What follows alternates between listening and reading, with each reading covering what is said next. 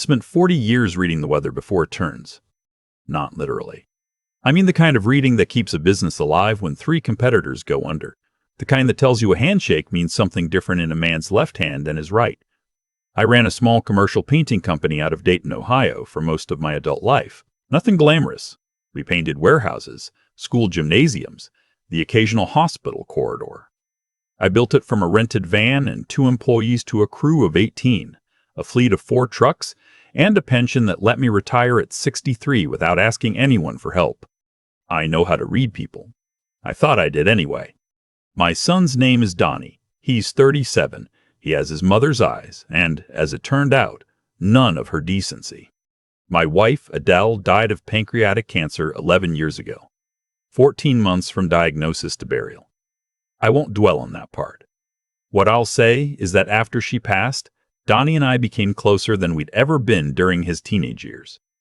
He'd fly back to Dayton from Austin twice a year. We'd watch the Bengals lose together and argue about it for the rest of the weekend. It was good. It was what I had left, and I was grateful for it. Then he married Felicity. I'm going to be fair, because that matters to me. In the beginning, Felicity was fine, polite. She called me by my first name, Clifford, or Cliff, and she remembered I took my coffee black. Small things, but I noticed them. I thought, this is a woman who pays attention. I thought that meant she cared. What it meant, I learned later, was that she was paying attention to something else entirely. Her family had money once. Old regional money, the kind tied to a hardware chain that got swallowed by the big box stores in the 90s. By the time Felicity was grown, the money was mostly a story they told at dinner. But the expectations remained. The taste for a certain kind of life remained, and when Donnie, my son, who I had put through Ohio State, who drove a truck for me summers between semesters, when Donnie married into that story, something shifted in him. Slowly at first, then all at once. Within 2 years of the wedding, Donnie left his steady project management job and started what he called a consulting business. Felicity quit her part-time HR work to focus on their home. They bought a house in a subdivision outside Austin with a kitchen that cost more than my first year of payroll. I didn't say anything. It wasn't my money. Not yet. Then it was. The first loan was $14,000. Donnie said it was a bridge payment while a client invoice cleared. I wired it the same afternoon he asked. The invoice, apparently, never cleared. Then there was another $12,000 for a tax bill, then $8,000 because Felicity needed a medical procedure that their insurance didn't fully cover. I found out later it was a cosmetic procedure. I found that out the way I found out a lot of things, too late, and from someone other than my son. I am not a man who talks about money easily. I was raised by a father who considered financial complaints a form of weakness. So I told myself what I was doing was helping my son get on his feet. I told myself I was investing in his future. I told myself a lot of things while writing checks and trying not to count. By the fall of my 64th year, I transferred just over $90,000 to my son and daughter-in-law over a period of 3 years. I want you to sit with that number. $90,000. I didn't feel the hemorrhage because it came out in portions. That's how these things work. No single withdrawal feels catastrophic. It's only when you lay them end to end, when you look at the spreadsheet your accountant forces you to confront, that you understand what happened. My accountant's name is Herschel. He's been doing my books since 1997.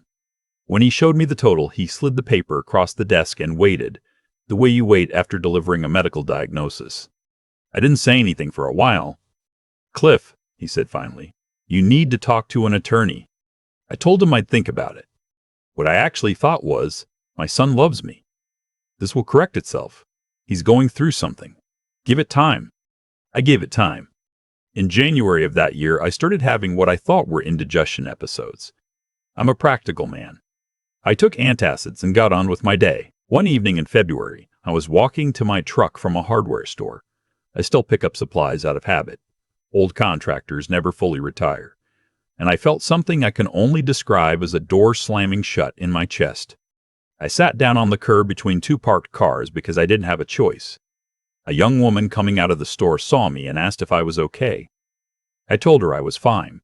She didn't believe me, which was the right call because 90 seconds later I couldn't form a complete sentence. She called 911.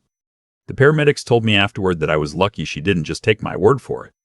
In the ambulance, with an oxygen mask on my face and a stranger's hand pressing a monitor lead to my chest, I thought, Donnie needs to know. Whatever is between us, this is the kind of thing a son needs to know about his father. The ER nurse, a steady-handed woman named Paulette, asked me who to call. I gave her Donnie's number. What happened next? I didn't find out until later. Paulette told me herself when I was out of the ICU and able to have a real conversation. She said she called the number I gave her. She said a woman answered. Felicity. Paulette told her that I had been brought in by ambulance with a suspected cardiac event and that the situation was serious. She asked if they could come. Felicity said, "We're in the middle of something tonight. Is this actually life-threatening, or are you just required to call?" Paulette said she told her clearly, "Sir, this could be very serious. You should come." Felicity said she would pass the message to my son and they would see what they could do. They didn't come. I was in surgery for 4 hours. A blockage in the left anterior descending artery, the one they call the widowmaker, which felt like a dark joke given that I was already a widower. The surgeon told me afterward that I was in good shape for my age, that the intervention was successful, and that with some lifestyle adjustments I had every reason to expect good years ahead. I was in the cardiac ICU for 2 days, then a step-down unit for 3 more. My neighbor back in Dayton, a retired school teacher named Opal, drove 2 hours when she heard what happened. She brought a crossword book and a thermos of actual coffee and sat with me for an entire afternoon without making me talk. Opal, who I'd waved at across the driveway for 15 years. Donnie called on the 3rd day, not to apologize for not coming, not to ask how the surgery went. He called to tell me that he and Felicity were really stressed about the situation and that it would help them emotionally if I could confirm that my will still named him as the primary beneficiary. I was sitting up in a hospital bed with a 4-inch incision in my chest, and my son was calling to ask about his inheritance. I told him I'd be in touch, and I ended the call. I lay there for a long time after that, looking at the ceiling tiles. There are certain moments in your life that function like a camera flash. Sudden, white, total. You see everything in that light. You see it clearly and all at once, and you know, with a calm that surprises you, that you will not unsee it. I thought about Adele. I thought about what she would have said in that particular way she had of cutting through everything. She would have looked at me over the top of her reading glasses and said, "Cliff, stop protecting people who are not protecting you." I called Herschel the next morning. "I'm ready to talk to the attorney," I said. Herschel said, "I'll set it up for when you're discharged." The attorney's name is Victor Oakes. He has an office on the 3rd floor of a building downtown that smells like old wood and better decisions than I'd been making. Victor listened to everything. He didn't flinch, didn't editorialize, didn't offer sympathy. He just wrote things down and asked precise questions. And by the end of the meeting, he had outlined 4 things I could do legally, immediately, and without notifying anyone. I said, "Let's do all 4. The first thing I did was change my will. Victor drafted the new version while I was still technically on modified activity post-surgery. The primary beneficiary was changed to the Adele Hargrove Foundation, a small scholarship fund I'd set up at the community college the year after my wife died, in her name, for students going into skilled trades. Donnie was removed entirely. His share was redistributed between the foundation and a children's hospital in Cincinnati that Adele had volunteered at when Donnie was small. The second thing I did was convert my remaining liquid assets. I had 2 investment accounts that Donnie knew about. I consolidated them, moved the funds, and restructured the accounts in a trust that Victor controls as trustee. Donnie's name was on nothing. The third thing was the house. This was the part that took the longest, and the part that gave me the most pause. I had lived in that house for 31 years. I painted it myself, outside and inside, 4 times. The maple in the backyard was a sapling I'd planted the summer before Donnie started kindergarten. I knew every sound it made in January, every place the floorboards talked back. But it was also the place Donnie expected to inherit. He had said as much more than once, in that casual way people reference things they consider already theirs. He'd mentioned it to Felicity in front of me once, when we eventually sell the Dayton house, as if I were already a footnote in the transaction. I sold it to Opal's nephew, who had been looking in the neighborhood for 2 years, at fair market value. I moved into a 2-bedroom apartment on the other side of town, near a park where I walk in the mornings. I brought what I needed. I left what I didn't. The fourth thing was silence. I did not call Donnie. I did not send a letter. I did not explain, warn, or announce. I had spent 3 years explaining myself to people who weren't listening. I was finished with that. For the first 2 months, Donnie called sporadically. I let the calls go to voicemail. His messages moved through stages, casual first, then concerned, then slightly irritated, as if I were being inconsiderate. Felicity texted me once to say they were worried about my health and hoped I was taking care of myself. I didn't respond. I recognized the message for what it was, a probe. They were checking to see if I was still accessible, still useful, still there. I was not. I want to be honest about what those months felt like because the story of revenge tends to skip over the cost of the quiet part. People hear the ending and they think it must have felt triumphant all the way through. It didn't. There were nights I sat in that apartment and wondered if I had made a catastrophic mistake. I thought about calling Donnie. Not because I thought things would be different, but because loneliness at 64 has a specific weight that's hard to describe to someone who hasn't felt it. You wake up at 4 in the morning and the apartment is so quiet you can hear the refrigerator thinking. Opal checked on me. A couple of old guys I used to play cards with started including me in their Thursday games again. Victor would call occasionally just to make sure I was doing okay, which is not what most attorneys do, and which I appreciated more than I told him. I was not whole, but I was not pretending anymore either. Then, in April, about 4 months after I'd been discharged from the hospital, Donnie drove up to Dayton unannounced. I wasn't home. I was at a cardiologist follow-up appointment. He went to the house. He found strangers living in it. He called me 7 times in 20 minutes. I was in a waiting room with my phone on silent. When I came out and saw the screen, I didn't feel what I thought I would feel. I felt very still. I called him back from the parking lot. He answered on the first ring. What happened to the house? His voice had a quality I hadn't heard before. Not grief, exactly. More like the sound a person makes when the ground beneath them turns out to be a different thing than they thought. I sold it, I said. Silence. You? When? To who? What? He stopped, started again. Dad, what is going on? I've been thinking clearly for the first time in about 3 years, I said. How's Felicity? Dad, that didn't you vol? I spoke to my attorney, I said. Everything's in order. You'll receive a letter from his office. I think it explains things better than I can in a parking lot. What letter? What does that mean?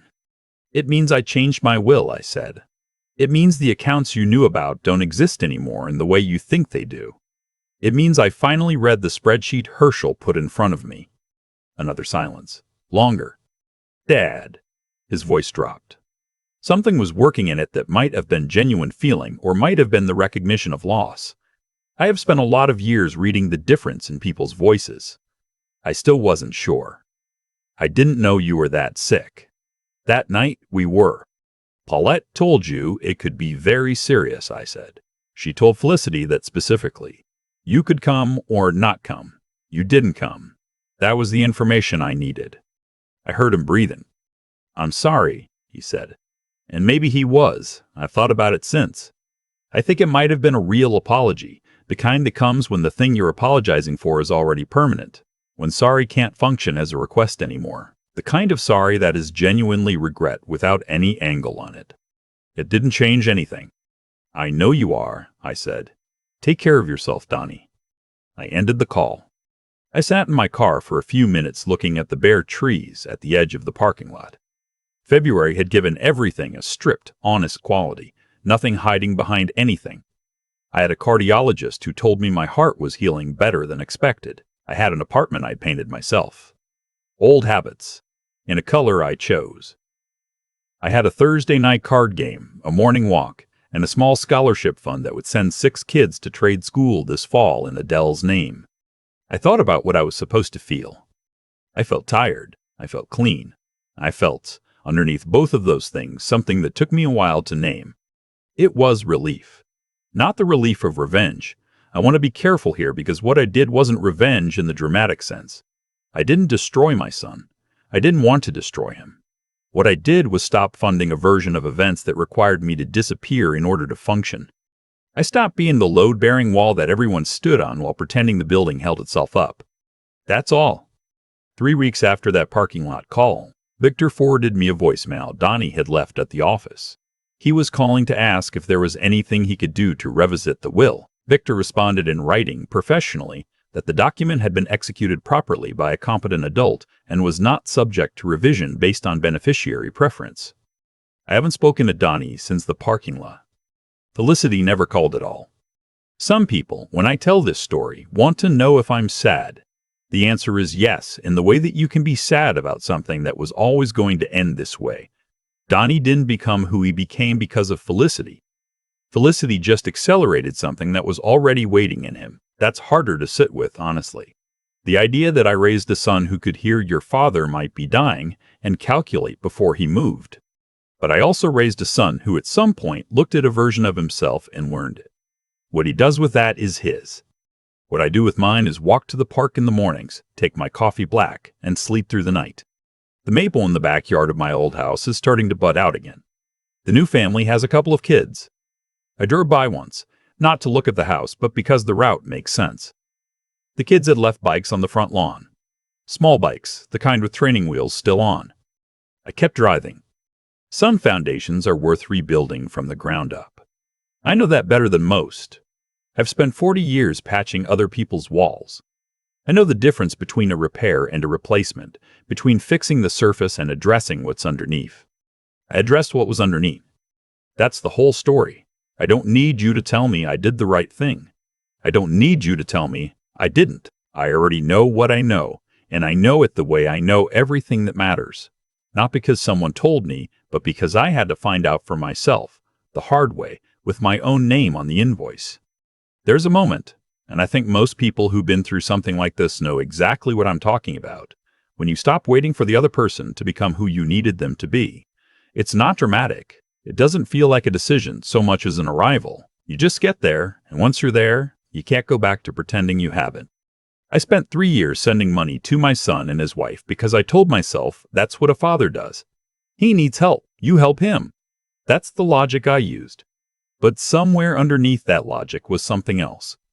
A fear of what it would mean if the help wasn't about love at all, if it was just extraction. If I was not a father to him so much as a resource with a name. What Donnie's call from the hospital taught me, not the call after surgery, the one asking about the will, is that you can love someone completely and still be wrong about who they are. Those two things can be true at the same time.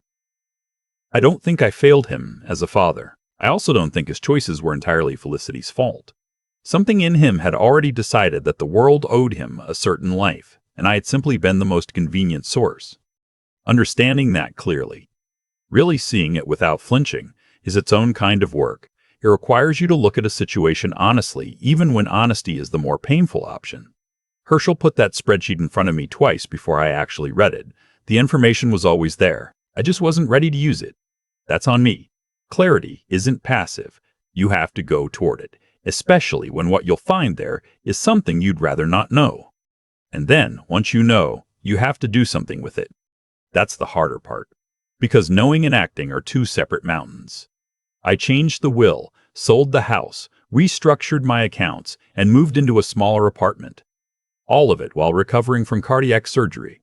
All of it while part of me was still hoping I was wrong about my son. That hope and those actions existed at the same time.